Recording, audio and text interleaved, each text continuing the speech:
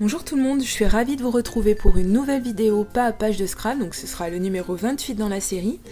Alors comme vous le voyez, ça va être un petit peu un challenge puisque les dernières pages de Scrap que j'avais créées, j'étais vraiment partie assez souvent d'un basil blanc.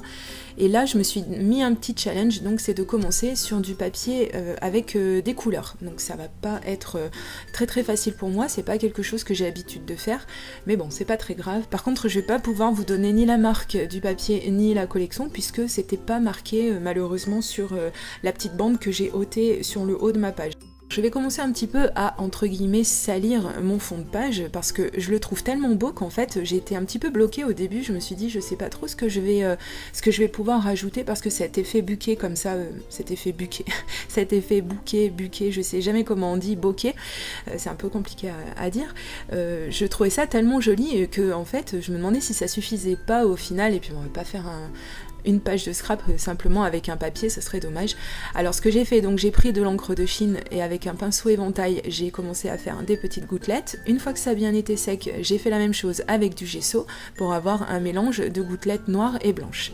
Ensuite, donc je vous montre la photo que je vais scraper, donc c'est la photo de mon chéri devant la mer. C'est une photo que j'aime beaucoup parce qu'elle a vraiment de très belles couleurs. J'espère que ce sera visible comme il faut sur les photos à la fin, vous le verrez quand même beaucoup mieux.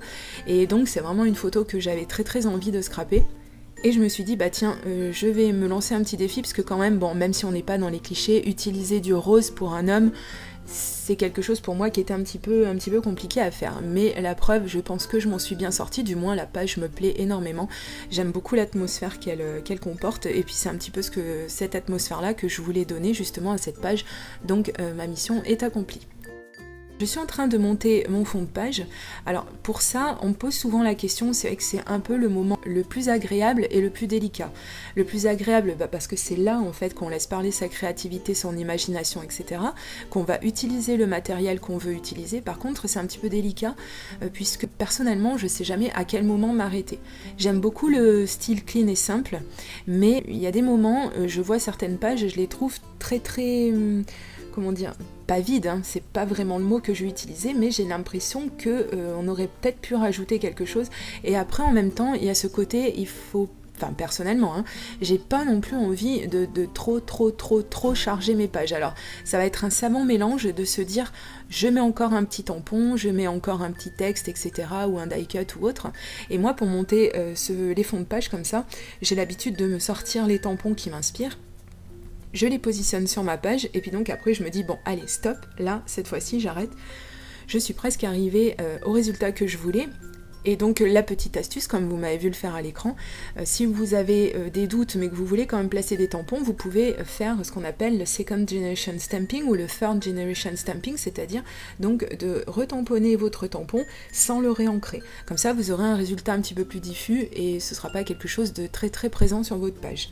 Une autre astuce également, comme là vous voyez j'avais un papier avec un fond rose et je voulais utiliser de l'encre rose également. Et la Memento rose je l'avais jamais vraiment utilisée et donc j'ai fait un test. Le premier tamponnage que j'ai fait, je l'ai fait à l'endroit où j'allais positionner ma photo, de façon à ce que si le résultat ne m'aurait vraiment pas plu, eh bien il allait être caché par la photo, donc ça n'aurait pas été vraiment très grave en soi. Après, j'ai trouvé que faire encore un rappel de rose, c'est un petit peu comme faire un pied de nez à toutes les appréhensions que j'avais à utiliser du rose pour une photo d'homme, même si encore une fois ça fait très cliché, je le sais, j'en ai conscience, mais voilà, j'avais un petit peu de réticence, et puis comme quoi au final, eh ben, il faut un petit peu se forcer, il faut essayer, et puis de toute façon, qu'est-ce que ça peut faire? Au pire, eh ben, on se trompe, et puis c'est pas grave, on recommence. Ensuite, je pense avoir plus ou moins terminé mon fond de page, donc je vais commencer à positionner les éléments. Je mets seulement de l'adhésif double face sur une partie de la photo, c'est-à-dire au centre, de façon à ce que si j'ai besoin de rajouter des choses sur les côtés, je puisse quand même relever les côtés de ma photo, ça m'empêchera pas de pouvoir glisser des éléments par le dessous.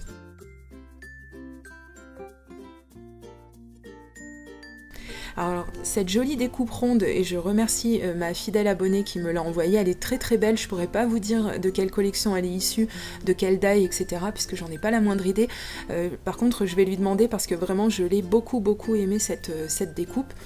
Et donc je vais rajouter également d'autres die-cut, d'autres découpes, donc qui m'ont aussi été envoyées par une abonnée, mais ça c'est encore plus ancien, et je me rappelle plus qui est-ce qui me l'avait envoyé, mais par contre j'aime beaucoup, je les ai déjà utilisées dans d'autres pages de scrap et dans d'autres créations, j'aime vraiment beaucoup ces découpes.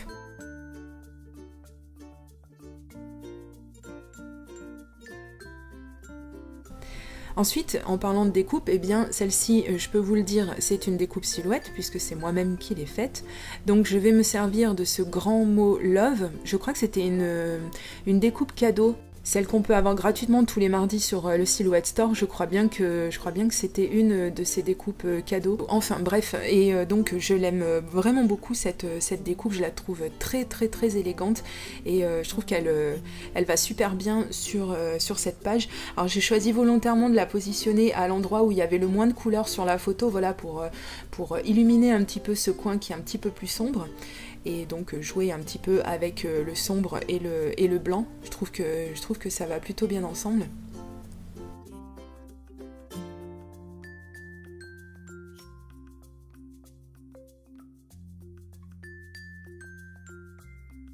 J'aurais pu m'en arrêter là, ma page je la trouvais déjà bien comme ça, mais je peux pas m'empêcher d'utiliser cette petite planche de tampons, donc qui est d'une très vieille collection.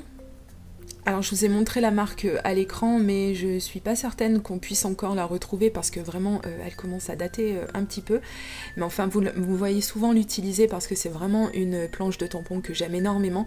Pourquoi? Parce qu'en fait les détails sont vraiment tout petits, les tampons sont minuscules et donc c'est très bien en fait pour venir poser ça et là des petits détails comme ça, tout ce que j'aime mettre en fait sur mes pages de scrap. Mais ça vous devez le savoir si vous suivez mes vidéos. Donc là encore une fois, hein, il faut laisser parler son imagination et son envie, donc c'est à savoir si vous voulez mettre beaucoup de petits détails ou juste quelques-uns, voilà, où seul vous saurez à peu près où est-ce que vous les avez mis, toujours en utilisant cette fameuse technique de ne pas réancrer votre tampon, donc pour avoir un résultat un petit peu plus discret.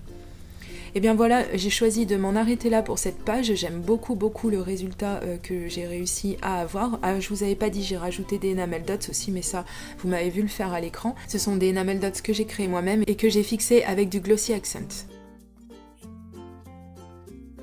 Et bien voilà, ma page est maintenant terminée. Alors, elle est assez simple, mais au final, c'est exactement le résultat que je voulais obtenir. J'espère qu'elle vous plaît également. Quant à moi, je vous dis à très bientôt pour une prochaine vidéo création. Gros bisous, bye bye.